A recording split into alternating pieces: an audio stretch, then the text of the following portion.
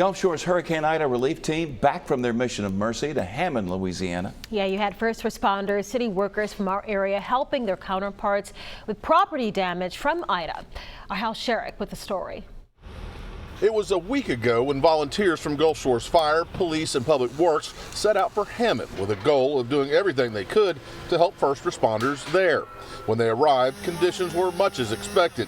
There was a lot of downed trees, power outages, and very little fuel to be found. Several days were spent clearing those trees and patching roofs so that their counterparts in Louisiana could focus on the job in front of them. They were also able to help with sound advice.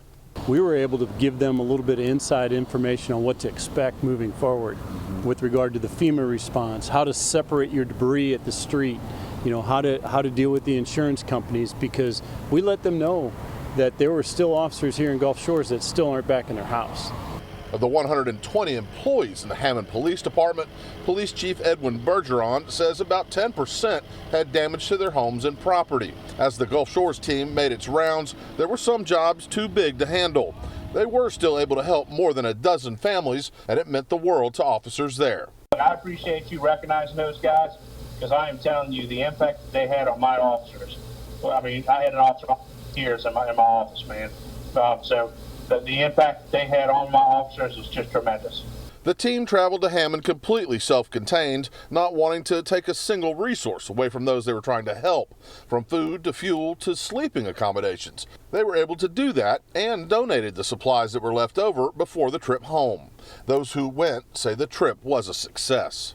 The entire trip was very rewarding for us, that we were able to help in a similar fashion that we got help last year when we dealt with the same stuff. In that regard, it's very rewarding for us.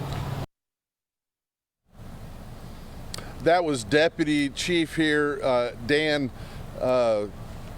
Niedermeyer, who moved here actually 2 days before Hurricane Sally struck at Gulf Shores last year. He said in his time on the ground in Hammond over the last week, by far the biggest need is still fuel, very hard to come by. Now, another bit of good news that came out of this, after getting the help and seeing how it affected his people, the police chief in Hammond said he's already organized a similar team there to respond with Gulf Shores in the future when and where help is needed.